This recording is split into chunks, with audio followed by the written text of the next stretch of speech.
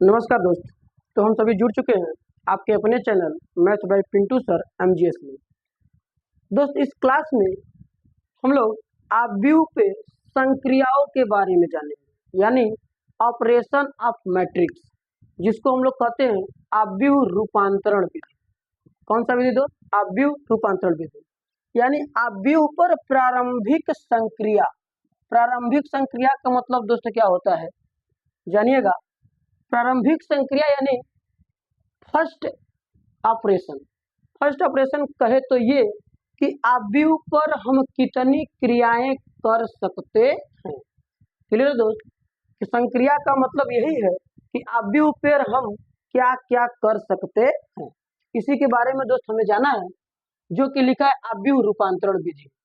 याद रखिएगा दोस्त, इस टॉपिक से आपके एग्जाम में एक प्रश्न जरूर बनेगा, यानी यह टॉपिक आपको एग्जाम की दृष्टि से बहुत ही इंपॉर्टेंट साबित होने वाली है। इस पे एग्जाम में क्वेश्चन 6 नंबर का जरूर आता है। इस टॉपिक के बारे में ध्यान से दोस्त जानिएगा और क्लास में अंत तक जरूर बने रहिए। आपको उम्मीद है कि पूरी क्लास आपको समझ में आएगी और अच्छे से आपको इसको समझ के चलना है। ठीक है दोस्त, तो चलिए हम लोग समझते हैं कि प्रारंभिक संक्रिया। तो हमने जैसा कि बताया, प्रारंभिक संक्रिया पे का मतलब कि क्या क्या हम कर सकते हैं। ठीक है दोस्त, तो हमको करने की अनुमति कितना है, आव्यूह ने हमको क्या करने को किया है, कितना हमको परमिशन दिया है, इसके बारे में जानना है।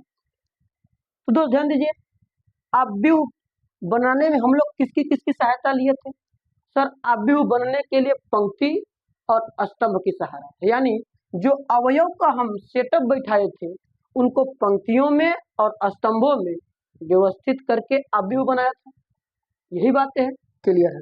यानी आव्यूह में हम पंक्ति और स्तंभ के बारे में जान चुके हैं कि जो भी अवयव होंगे वो पंक्ति या स्तंभ में व्यवस्थित किए जाएंगे। क्लियर है? तो दोस्त, जब आव्यूह में पंक्ति और स्तंभ है तो जो भी आप काम करेंगे पंक्ति और स्तंभ पर न करेंगे? बिल्कुल करेंगे। तो सेम काम दोस्त यही करना है कि आव्यूह पर पंक्ति और स्तंभ में कुल कितनी क्रियाएं की जा सकती हैं। दोस्त यही जानना है हमको कि जो संक्रिया है वो आव्यूह के पंक्ति और स्तंभ पर करनी है। तो दोस्त ध्यान दीजिएगा, पंक्ति और स्तंभ दोनों पर मिला के हमें 6 क्रिया करने की अनुमति। कितनी क्रिया? 6 क्रिया करने की अनुमति हमें आव्यूह दिया है, जबकि वो 6 क्रियाएं एक दूसरे से पंक्ति और स्तंभ में दोनों एक जैसे मिलते जुलते हैं। यानी इन 6 टॉपिक्स को, यानी 6 संक्रिया क्रिया को हम 3 क्रिया में जानेंगे, किसी एक के ऊपर, या तो पंक्ति के ऊपर जान ले या तो स्तंभ के ऊपर। यानी जो आप पंक्ति के ऊपर कार्य कर सकते हैं, यानी जो अनुमति आपको पंक्ति के लिए दिया गया है वही अनुमति स्तंभ के लिए। यानी कुल मिला जुला के कहें दोस्त तो 3 अनुमति पंक्ति को मिला है और 3 अनुमति स्तंभ को। जैसा कार्य करने के लिए पंक्ति को दिशा निर्देश दिया गया है वैसा ही कार्य करने के लिए स्तंभ को दिशा निर्देश दिया गया है।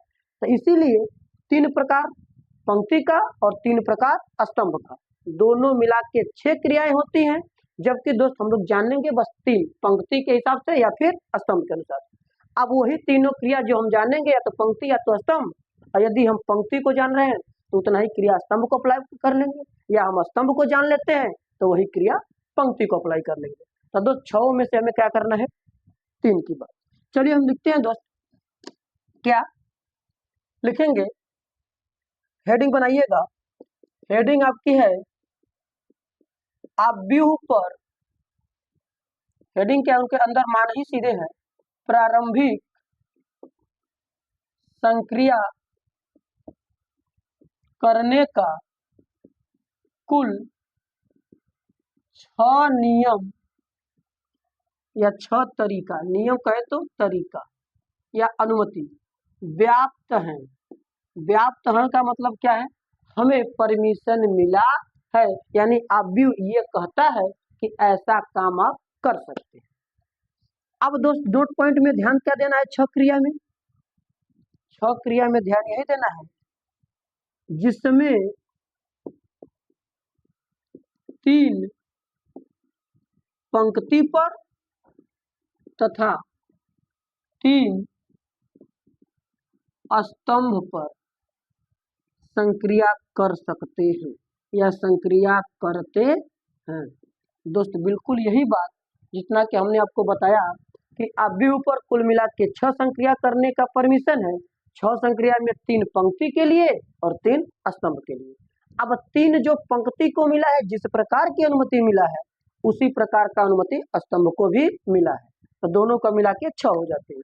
अब इन सभी 6 को हम 3 में बांध के मान निकालेंगे, यानी किसी पंक्ति पर ही जानेंगे या किसी स्तंभ पर ही जानेंगे और वही अप्लाई हम दूसरे पर कर लेंगे। तो चलिए दोस्त हम जानते हैं कि वो क्रिया क्या अनुमति क्या है। ठीक है, क्लियर, चलते हैं। इसको हम इरेज कर रहे हैं दोस्त। आप उम्मीद है कि ये बात आपको समझ में आई होगी कि अव्यूह पर जो संक्रिया होती है, अव्यूह पर जो ऑपरेशन चलते हैं वो 6 प्रकार के होते हैं, 3 पंक्ति और 3 स्तंभ। दोस्त हम पंक्ति के आधार पर करने जा रहे हैं। क्या आपको जानना है? पंक्ति के आधार पर। किसके आधार पर? पंक्ति के आधार पर। यही क्रिया हम जब जान लेंगे तो स्तंभ के आधार पर हो जाएगा। बिल्कुल, बस लिखेंगे किसी एक का, काम करना है दोनों पर। पहला क्या है दोस्त, याद रखिएगा, बहुत है। अव्यूह का पहला संक्रिया या पहला ऑपरेशन दोस्त यही है कि अव्यूह ये परमिशन देता है या अव्यूह यह कहता है कि अव्यूह के किसी 2 परस्पर पंक्तियों को, कौन? 2 परस्पर माने आपस में, 2 पंक्तियों को आपस में अदला बदली कर सकते हैं। अदला बदली कहे तो दोस्त क्या, यानी पहली पंक्ति को दूसरे के पास और दूसरी पंक्ति को पहले के पास आप भेज सकते हैं या लिख सकते हैं। पहला अनुमति दोस्त यही है। तो यही आपका स्तंभ पर भी होगा कि अव्यूह के किसी स्तंभ को किसी दूसरे स्तंभ के पास और दूसरे स्तंभ को इस स्तंभ के पास, यानी पहला स्तंभ को दूसरे के पास और दूसरे को पहले के पास आप लगा सकते हैं। यही क्रिया दोस्त पहले ऑपरेशन में बताई जाती है। तो क्या लिखेंगे दोस्त? अव्यूह के किन्हीं 2 पंक्तियों को परस्पर विनिमय मतलब अदला बदली किया जा सकता है या कर सकते हैं। अर्थात यदि दोस्त इसका मतलब हम समझे तो क्या मतलब आपका यही है दोस्त कि यदि कोई भी, यानी कोई भी आपकी पंक्ति है, मान लीजिए पंक्ति का नाम कुछ भी है, RI, इसको चेंज करना है RJ के पास, ठीक है दोस्त, और J को चेंज कर देना है I के पास। यानी यही है जो रो हमारा है 1 या जो भी नंबरिंग है, इसका नंबरिंग आप कर सकते हैं, पहले को दूसरे के पास और दूसरे को पहले के पास, यानी देख रहे एरो दोनों तरफ लगा है। अर्थात इसका कहने का सेंस यही है कि अव्यूह के जो पंक्ति होंगी इसको हम लोग आपस में परस्पर विनिमय कर सकते हैं। दोस्त यही काम स्तंभ में भी कर सकते हैं, यानी स्तंभ कॉलम अगर CI है, इसको हम चेंज कर दे रहे हैं CJ में, तो CJ को हम चेंज कर देंगे CI। यही दोस्त दूसरा आगे क्लियर हुआ, यानी जो हमारा काम पंक्ति पे कर सकते हैं वो हम काम स्तंभ पर कर सकते हैं। क्लियर है दोस्त? उम्मीद है समझ में आया होगा। सर दूसरी संक्रिया के पास चलते हैं। दूसरी संक्रिया क्या है दोस्त? बहुत इत्मीनान से समझिएगा, बहुत सॉलिड शर्त बताने जा रहे हैं आपको। दूसरी संक्रिया यही है। दूसरी संक्रिया ये कहता है कि किसी अव्यूह के किसी पंक्ति या किसी स्तंभ में एक अदिश राशि यानी या एक अचर से गुणा या भाग कर सकते हैं। क्या दोस्त? किसी अदिश राशि से गुणा या भाग कर सकते हैं। क्लियर दोस्त? किसी में पंक्ति में कर रहे हैं तो पंक्ति में, या स्तंभ में कर रहे हैं तो स्तंभ में, यही आपका क्रियाकलाप है। बात समझ में आई है? ठीक है, चलिए लिखते हैं। क्या क्या है दोस्त दूसरी बात? किसी अव्यूह के किसी पंक्ति में किसी अचर से गुणा या भाग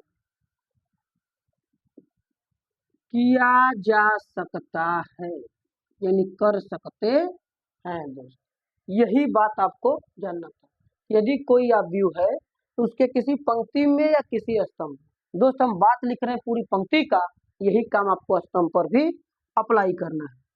अर्थात दोस्त इसका क्या मतलब है, अगर पंक्ति हमारी आर आई है, अब इस आर आई को चेंज करना है, हमारा विचार है सर किसी अचर से गुणा करने को ये मांग रहा है, मान लीजिए गुणा अचर के है, इसको आप के आर आई लिख सकते हैं, यानी कर सकते। क्लियर है दोस्त। या अब यही कार्य किसमें करेंगे, आप स्तंभ में करेंगे। यदि आप स्तंभ में कर रहे हैं तो सर सी आई चेंज हो रहा है तो के इंटू सी आई हो सकता है दोस्त। यही दो क्रिया इसके, यानी दो क्रिया ये और दो क्रिया, चार क्रियाएं हो गई। क्लियर है दोस्त। अब सर तीसरी क्रिया क्या है दोनों का, तीसरी क्रिया बहुत ही इंपॉर्टेंट है, जो कि हर एक क्वेश्चन में यही लगेगा। इस क्रिया के बारे में दोस्त जरूर पकड़िएगा, इसको अच्छे से समझिए, धैर्य बनाए रखिए, जरूर आपको क्लास समझ में आएगा दोस्त। चलिए हम तीसरी संक्रिया के बारे में चलते हैं। तीसरी संक्रिया क्या है, ये बहुत ही इंपॉर्टेंट साबित होगी, और यही काम हमें क्या करना होगा पूरे क्वेश्चन में दोस्त हमें करना पड़ेगा। कब, जब यह कहेगा कि अवयव का प्रारंभिक रूपांतरण से ज्ञात करिए। प्रारंभिक रूपांतरण यानी प्रारंभिक संक्रिया, ऑपरेशन आपको करना है प्रारंभिक रूपांतरण विधि से। याद रखिएगा जो तीसरा पॉइंट है दोस्त, यह बहुत ही इंपॉर्टेंट है, इसको आप ध्यान दीजिए। तीसरा पॉइंट कहता क्या है दोस्त, समझिएगा अच्छे से। तीसरा पॉइंट ये कहता है कि किसी अवयव के किसी पंक्ति या किसी स्तंभ में किसी अचर से गुणा या भाग करके उसको किसी दूसरी पंक्ति में जोड़ या घटा सकते हैं। यानी जो हम इसका दूसरा ऑपरेशन देखें, यानी दूसरी संक्रिया देखें कि किसी पंक्ति में एक अचर से गुणा कर सकते हैं, बिल्कुल कर सकते हैं। तो जब किसी पंक्ति में एक अचर से गुणा कर सकते हैं तो तीसरा में ये भी कह देता है कि गुणा करके किसी दूसरे यानी किसी अन्य पंक्ति या स्तंभ का आप सहारा लेकर जोड़ या घटाव कर सकते हैं। यानी जो आप क्रिया दूसरी का है उसको किसी अलग से कोई स्तंभ या कोई पंक्ति में मिला सकते हैं, जोड़ के या फिर घटा के। दोस्त यही है, और ये हर एक क्वेश्चन में हर एक स्टेप में लगेगा, ये बात बहुत गौर से ध्यान देंगे। तो क्या है दोस्त, क्या है आपका किसी अवयव में किसी पंक्ति, किसी अवयव के किसी पंक्ति में किसी अचर से गुणा या भाग करके किसी अन्य पंक्ति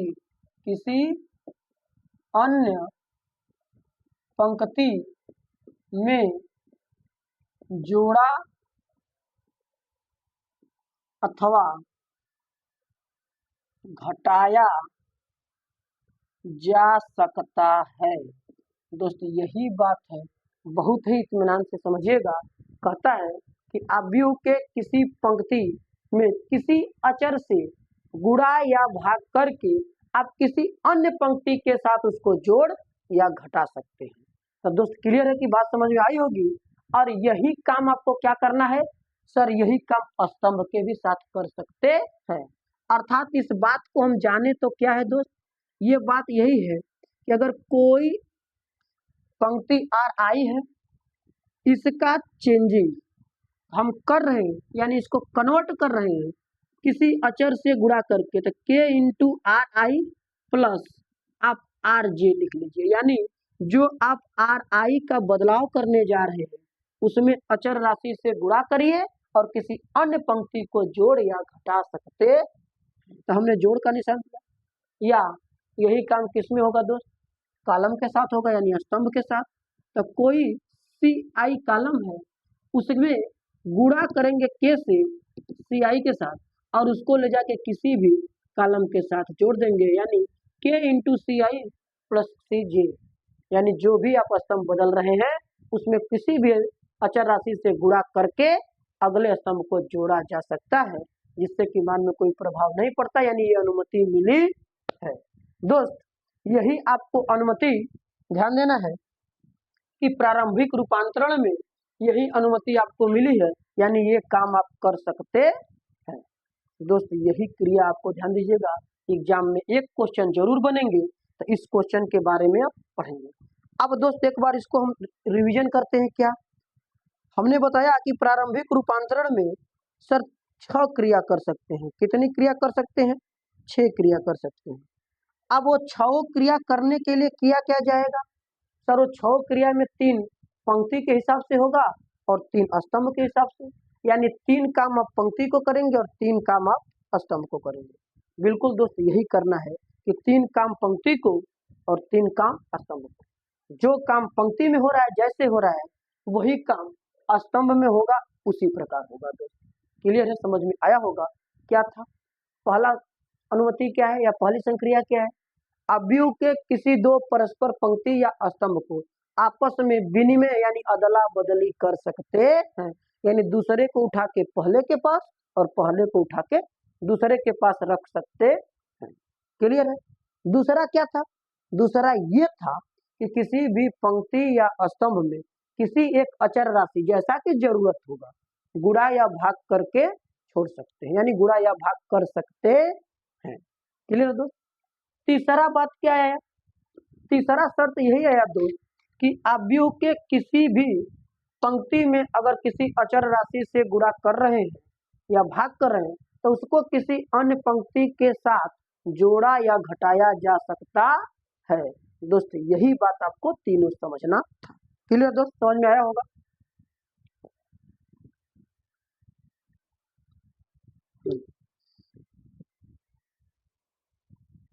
अब ध्यान दीजिएगा दोस्त, हमें करना क्या है? अब हमें प्रारंभिक रूपांतरण की अनुमति संक्रिया तो हम जान गए। अब प्रारंभिक रूपांतरण की संक्रिया अगर हम जान गए तो दोस्त इस पे कहेगा क्या? इसमें क्वेश्चन में एक बात और कहेगा कि कोई अवयव होगा, उस अवयव का व्युत्क्रम निकालिए। व्युत्क्रम माने उल्टा। अब व्युत्क्रम माने उल्टा निकालिए, और वो भी प्रारंभिक रूपांतरण विधि से, यानी प्रारंभिक रूपांतरण की जो क्रियाकलाप में अनुमति दी गई है, इससे आपको व्युत्क्रम अवयव ज्ञात करना है। क्लियर दो? तो पहले तो हम ये जाने कि सर व्युत्क्रमणी या व्युत्क्रम अवयव होता क्या है। तो इसके बाद हमारी हेडिंग बनेगी क्या दोस्त? व्युत्क्रमणी अवयव, इन्वर्टिबल मैट्रिक्स। चलिएगा कोटेशन करेंगे आप, यानी हेडिंग बनाएंगे व्युत्क्रमणीय अवयव। व्युत्क्रमणीय अवयव यानी कैसा अवयव दोस्त? Invertible matrix. इन्वर्टिबल मैट्रिक्स व्युत्क्रमणीय अवयव। अब दोस्त हम पहले व्युत्क्रमणीय अवयव के बारे में जानेंगे। सर अवयव के बारे में तो हम लोग जान ही गए, व्युत्क्रमणीय का मतलब समझते हैं। व्युत्क्रमणीय का मतलब क्या होता है? व्युत्क्रम माने उल्टा, यानी कोई अवयव दिया है उसका आपको उल्टा ज्ञात करना है। अब उसका यदि उल्टा ज्ञात करना है तो बताइए दोस्त, हम जैसा अंक गणित या बीज गणित में जाने हैं, जैसा कि अंकों का उल्टा जाने हैं, वो शर्त यहाँ नहीं लगेगा। जैसे यदि हम आपको कहें कि 5 का व्युत्क्रम क्या है, तो आप सर कह देंगे 5 का व्युत्क्रम 1/5 है, यानी अंश को हर में और हर को अंश में। तो सर क्या यही होगा? नहीं, बिल्कुल नहीं होगा दोस्त। अवयव का व्युत्क्रम एक अवयव होगा जो कि अवयव को बदलने या उल्टा करने से नहीं आता है। लेकिन दोस्त पहले हम उसका सेंस समझते हैं। अवयव का जो व्युत्क्रम होगा, जो नियम से होता होगा, जैसे होगा, उसके बारे में हम जानेंगे। तो पहले हम नॉर्मल एक अंक लिया, 5 का व्युत्क्रम आपसे पूछा, तो बताइए 5 का व्युत्क्रम यदि हम निकाले तो 1/5 है। क्लियर है दोस्त? यदि व्युत्क्रम का परिभाषा यानी डिफिनेशन जाने तो आपको बता दें कि दो संख्याएं आपस में एक दूसरे की व्युत्क्रम कहलाती हैं यदि उनका गुणनफल 1 क्या हो 1 हो, जिसे कि आप इसका एक नाम और प्रचलित है गुणात्मक प्रतिलोम। कौन सा दोस्त? गुणात्मक प्रतिलोम, यानी गुणा करके वाला प्रतिलोम उल्टा करना है। तो गुणा करना नहीं, उसका नाम है, यानी गुणा करके प्रतिलोम चेक करना होगा। तो गुणात्मक प्रतिलोम का परिभाषा होता है कि दो संख्याएं आपस में गुणात्मक प्रतिलोम होती हैं या व्युत्क्रम होती हैं जब उनका गुणनफल 1 आता है। कितना आता है दोस्त? 1। तो आप बताइएगा यदि 5 है और इनका गुणनफल 1 व्युत्क्रम 1/5 है, अब बताइए गुणा करेंगे तो 5 से 5 कट जाएगा तो इसका मान क्या आएगा? 1 आया कि नहीं आया? तो क्या सर व्युत्क्रम का ये परिभाषा क्लियर है? डिफिनेशन में कोई डाउट तो है नहीं? नहीं सर, बिल्कुल नहीं है। तो याद रखिएगा जो व्युत्क्रम का डिफिनेशन है यही काम आपको अव्यूह के व्युत्क्रम पर करता है दोस्त। और यहाँ 1, अब 1 का मतलब क्या होगा सर? यहाँ अंक तो डिजिट है नहीं, यहाँ हमारा है अव्यूह। तो अव्यूह के लिए 1 का काम कौन करता है दोस्त? तत्समक अव्यूह आई, यानी आइडेंटिटी मैट्रिक्स जो होते हैं यूनिट मैट्रिक्स जिसका परिमाण 1 होता है, यानी इकाई अव्यूह। इकाई अव्यूह का मान 1 आता है, यानी गुणा करने पर क्या होगा? 1 आएगा। तो दोस्त उम्मीद है कि आपको ये बात समझ में आई होगी। यानी व्युत्क्रम का मतलब उल्टा तो होता है, लेकिन यदि उसका डिफिनेशन जाने तो दो संख्याएं आपस में व्युत्क्रम कहलाती हैं यदि उनका गुणनफल 1 हो। तो जब भी कभी कोई चीज का गुणनफल आपको निकालना हो, याद रखिएगा उसका जो भी गुणनफल होगा उसके गुणनफल को उसके सीधे में मान गुणा करेंगे तो मान 1 आता है। क्लियर? क्लियर है। अब हम चलते हैं यही बात अव्यूह पर अप्लाई करने। क्या सर? यदि व्युत्क्रमणीय अव्यूह यानी आपको अव्यूह का व्युत्क्रम ज्ञात करना है तो क्या होगा? क्या होगा दोस्त? अब वही अगर कोई दो अव्यूह है, मान लीजिए कोई अव्यूह ए है और इसमें कोई अन्य अव्यूह बी से गुणा करें। क्या करें दोस्त? गुणा। और ये गुणनफल का मान क्या हो गया? 1। 1 कहें तो क्या हो गया? आई, यानी दो अव्यूह का गुणा करें और गुणनफल आ जा रहा है आई, यानी तत्समक अव्यूह के बराबर। तो दोस्त बताइए आप ये शर्त में व्युत्क्रम का शर्त लग रहा है कि नहीं लग रहा है? बिल्कुल लग रहा है। तो क्या हम ए और बी को एक दूसरे का व्युत्क्रम कह सकते हैं? यानी ए व्युत्क्रम है बी का और बी व्युत्क्रम है ए का। दोस्तों यही शर्त है। क्या? यदि कोई दो अव्यूह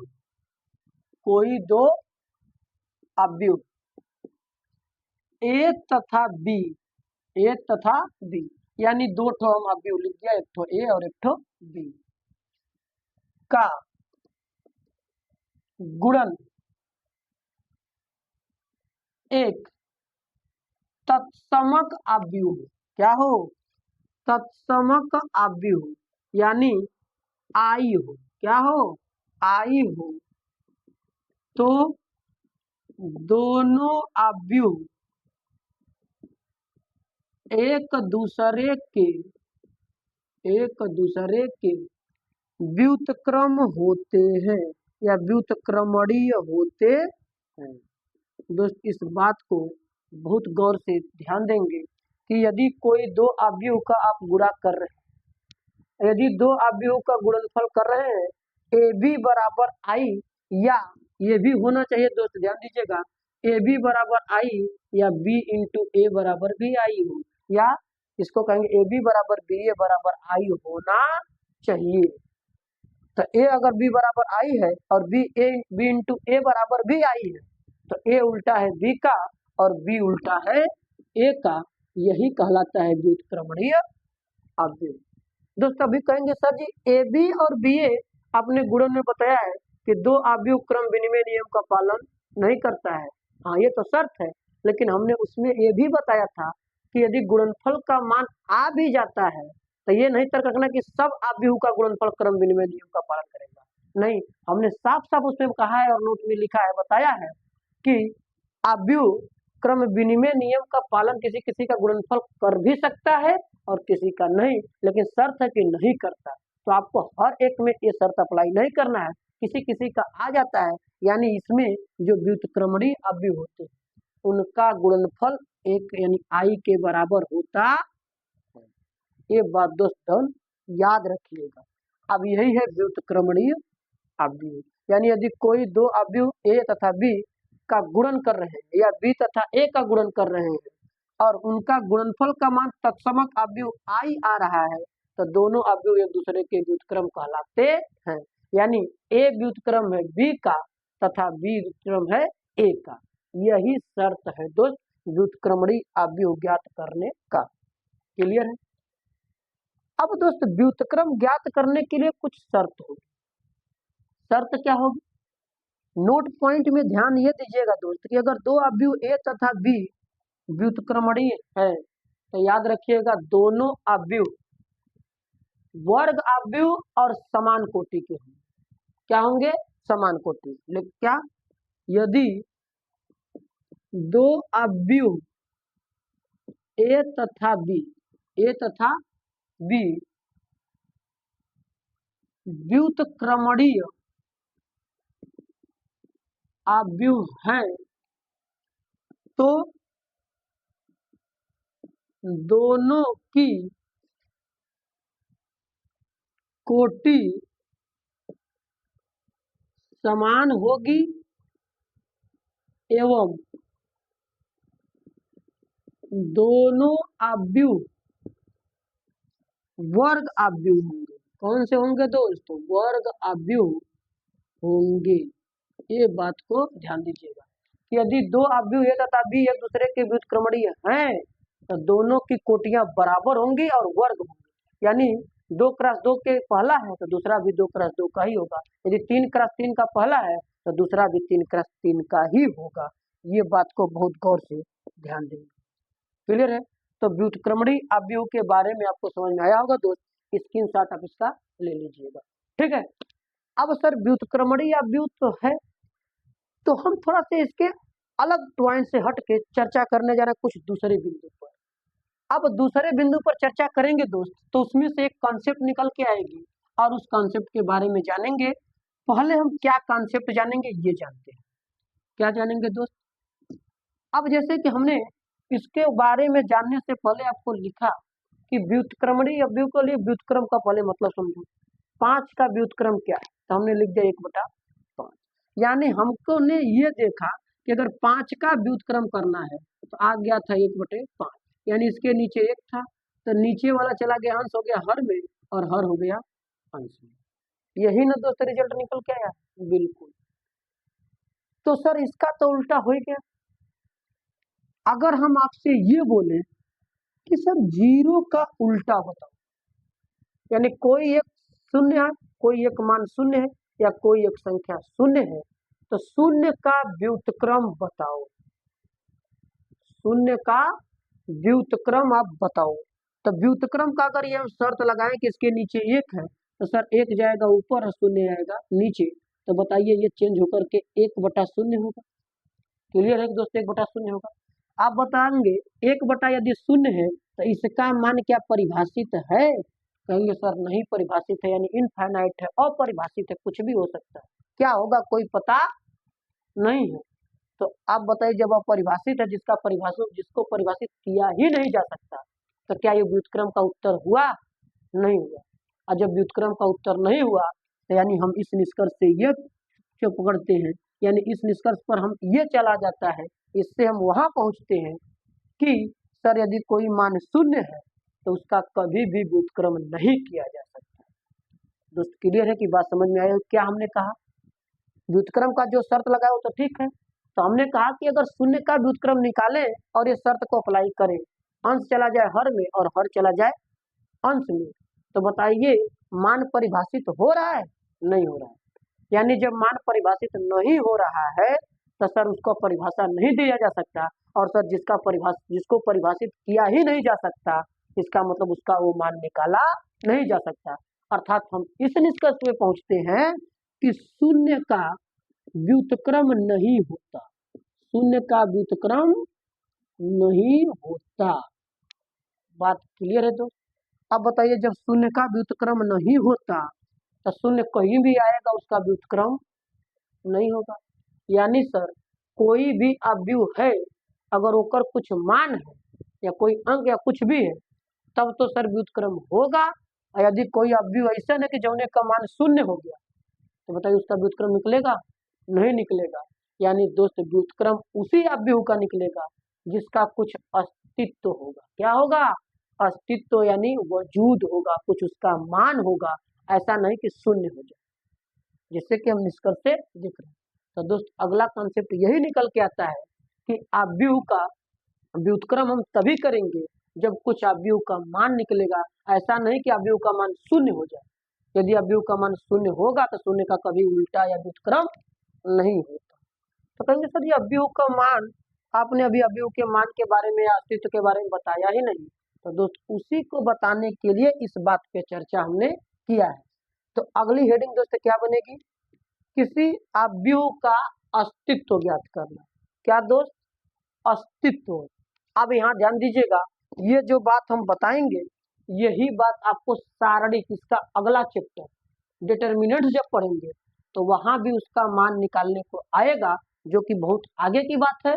लेकिन दोस्त ध्यान दीजिएगा, अवयव का अस्तित्व निकालने के लिए उसकी जरूरत पड़ेगी हमें यही, इसलिए उस चीज को हम यही जान लेते हैं। यानी अगली हेडिंग बनेगी आपकी अवयव का अस्तित्व। क्या दोस्त? अवयव का अस्तित्व। अस्तित्व कहे तो वजूद, वजूद कहे तो दोस्त अवकाश, यानी इसका मान क्या होगा, इसका वजूद क्या होगा। अब इसका हमको अवजूद चेक करना है। यदि किसी अवयव का वजूद है यानी कुछ मान है तो व्युत्क्रम होगा। यदि मान नहीं है, वजूद नहीं है, शून्य है, तो उसका व्युत्क्रम नहीं। तो कहेंगे सर वजूद या औकात या मान निकलेगा कैसे? अब वही वजूद या मान निकालने का तरीका हम बता रहे हैं दोस्त, ध्यान दीजिएगा। अब याद रखिए, यदि कोई अवयव ए है, अब सर 2x2 का भी मैट्रिक्स होगा और 3x3 का भी मैट्रिक्स हो सकता है, और भी मैट्रिक्स हो सकता है। तो पहला बात तो यह याद रखिएगा, किसी भी अवयव का वजूद अगर चेक करना है तो अवयव वर्गाकार। क्यों? क्योंकि सर जी व्युत्क्रमणी में लिखा गया नोट कि व्युत्क्रमणी वही अवयव होंगे जिनकी कोटि समान और वर्ग अवयव होंगे। यानी जो व्युत्क्रम का मान निकलेगा वो वर्ग अवयव का निकलेगा। तो अस्तित्व उसका चेक करेंगे तो वर्ग अवयव का अस्तित्व चेक करेंगे। तो हम पहले चेक करते हैं, यदि कोई पहला अवयव A11 तो दूसरा होता है A12, फिर दूसरे पंक्ति का स्टार्ट होता है A21 A22। दोस्त यही अवयव का रूप होता है, बिल्कुल। तो याद रखिएगा दोस्त, यदि किसी अवयव का मान निकालना है तो पहला बात है कि अवयव का कोई अपना वजूद नहीं होता। तो कहेंगे सर जब अवयव का वजूद नहीं है तो कैसे निकलवा रहे हैं? निकाला जाएगा, समझ रखिए। अवयव का वजूद नहीं होता, यदि अवयव का वजूद निकालना है, अस्तित्व निकालना है, तो अवयव को सारणिक में बदलना पड़ेगा। क्या दोस्त? अवयव को सारणिक में बदलना पड़ेगा। सारणिक थोड़ा अगले चैप्टर की बात है, लेकिन दे दिया है, इसके बारे में फिलहाल के लिए खाली अब जानिएगा। जब सारणिक आएगी तो इसके बारे में अच्छे से कंसेप्ट बताया जाएगा। सारणिक होता क्या है? सारणिक सर दो ऊर्ध्वाधर लाइनों के बीच का मान होता है। यानी दो ऊर्ध्वाधर लाइनों का बीच का मान कहे तो जैसा कि हमने माड के विषय में जाना है। कौन से विषय? माड। तो यानी अवयव को माड में परिवर्तित करना होगा। A11 A12 A21 A22, यानी जो अवयव था दोस्त ये सारणिक में बदल गया। आगे आपको ही बताया जाएगा कि जैसे अवयव को बताया गया कि अवयवों को बड़े कोष्ठक के बीच में रखते हैं, तो सारणिक के अवयवों को दो ऊर्ध्वाधर लाइनों यानी माड के अंदर रखते हैं। अब जैसे ही दोस्त ये माड यानी सारणिक बना तो याद रखिएगा इसका मान होगा, अवयव का कोई अपना मान नहीं होता। मान अगर निकालना है तो उसको सारणिक में बदलना पड़ेगा। अभी हम बदल दिए। बदलने के बाद दोस्त रूल क्या है? रूल ध्यान दीजिएगा, रूल है कि अवयव के अवयवों का तिर्यक गुणा करके घटा दीजिए। और स्टार्टिंग कहाँ से होगी? प्रथम अवयव से होगी। कहाँ से स्टार्ट होगा दोस्त? प्रथम अवयव से होगा। प्रथम पंक्ति प्रथम स्तंभ के प्रथम अवयव से स्टार्टिंग करेंगे। A11 गुणा करेंगे A22, यानी इसका गुणा इसमें और इसका गुणा इसमें करके घटा देंगे। घटाएंगे क्या दोस्त, A21 गुणे A12। दोस्त यही आपका फार्मूला है कि किसी भी 2x2 कोटि के अवयव का यदि वजूद अस्तित्व या मान निकालना है तो उसको सारणिक में बदल के अवयवों को क्या करेंगे, अवयवों को तिर्यक गुणा करके घटा दिया जाएगा। दोस्त इस फार्मूले के बारे में आप ध्यान दीजिएगा।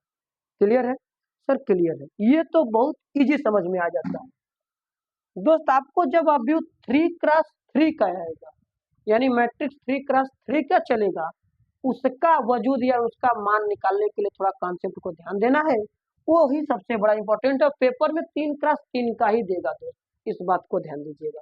अब थोड़ा उसके बारे में हम लिखने जा रहे हैं, इसका स्क्रीनशॉट ले लेंगे। चलिए अब हम अवयव लिखेंगे 3x3 का और आपको मान निकालना सिखाएंगे। चलिए हम 3x3 का देख लेते हैं कैसे प्रसार होगा दोस्त। मान लेते हैं कोई अवयव A बराबर है A11, A12, A13, A21, A22, A23, A31, A32, A33, यानी अवयवों को हम उसकी पोजीशन के अनुसार व्यवस्थित कर दिया। ठीक है दोस्त, तो पहला तो बात अवयव का क्या होगा, इसका मान नहीं निकलेगा। यदि मान निकालना है तो कैसे निकलेगा, इसको सारणिक में बदलना पड़ेगा। ठीक है दोस्त, अब सारणिक में बदलने के लिए हम इसको बदल देते हैं और बदलेंगे, अवयव हो जाएगा A11, A12, A13, A21, A22, A23, फिर होगा A31, A32, A33। क्लियर दोस्त, अवयव सारणिक में बदल दिए गए। अब जैसे ही ये बात बदल जाती है मान, तो आपको क्या करना है, प्रसार। अब ध्यान दीजिएगा दोस्त, 3x3 कोटि के अवयव का प्रसार करने के लिए किसी एक पंक्ति चाहे किसी एक स्तंभ के सापेक्ष प्रसार करिएगा दोस्त। क्यों? क्योंकि ध्यान दीजिएगा, किसी एक पंक्ति या किसी एक स्तंभ के सापेक्ष प्रसार करने से मान निकलता है और प्रसार ऐसा ही निकलता ही है। लेकिन कहेंगे सर किससे, पहला से विचार करता है, पहला से दूसरा से विचार करता है, दूसरा से तीसरा से विचार करता है, तीसरा से, यानी जिससे आपका विचार करता है आप उससे प्रसार करिएगा। लेकिन ध्यान दीजिएगा दोस्त, हम आपको यही सलाह इस समय दे रहे हैं कि आप या तो चाहे प्रथम पंक्ति और चाहे प्रथम स्तंभ से प्रसार कीजिएगा, जिससे कि ज्यादा ही आपको कंफ्यूजन न हो।